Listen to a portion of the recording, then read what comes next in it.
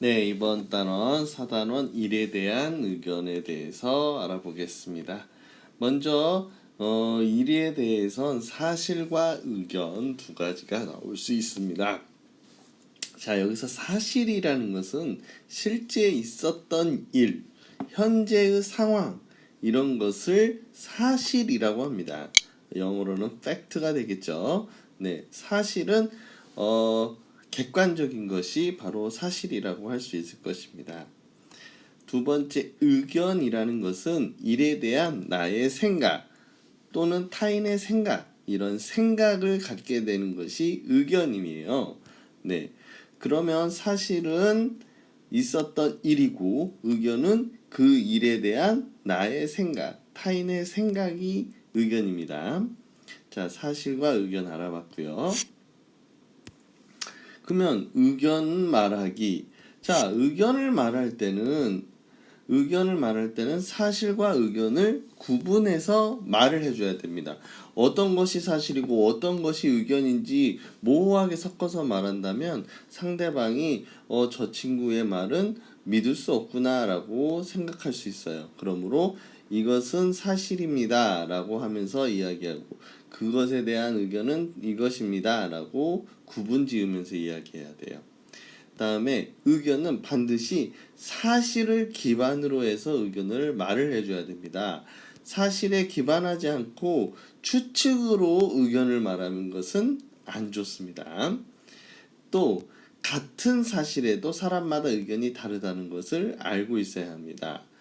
같은 영화를 봐도 인상적인 장면이 다르고 재미있는 부분이 다를 수 있어요.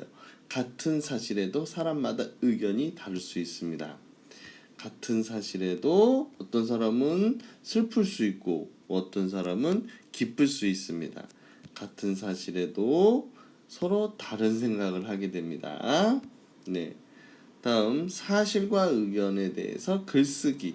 자, 사실에 대해서 글을 쓸 때는 육계 원칙 또는 육하 원칙이라고 하여 언제, 어디서, 누가, 무엇을, 왜, 어떻게 이 6가지의 물음에 답하는 것을 사실 글쓰기의 원칙입니다. 사실 글쓰기 원칙은 언제, 어디서, 누가, 무엇을, 왜, 어떻게 이것에 맞게 글을 써주는 것은 사실입니다. 의견이라는 것은 그 사실에 대해서 아마도 뭐뭐 때문일 것이다, 또는 그 사실에 대해서 뭐뭐라고 생각한다, 뭐뭐처럼 보입니다, 뭐뭐 같았습니다, 이런 식으로 말하는 것은 의견이라고 말할 수 있습니다. 그러면 사실을 먼저 쓰고 의견을 나중에 써야겠죠. 사실은 6개 원칙, 6하 원칙,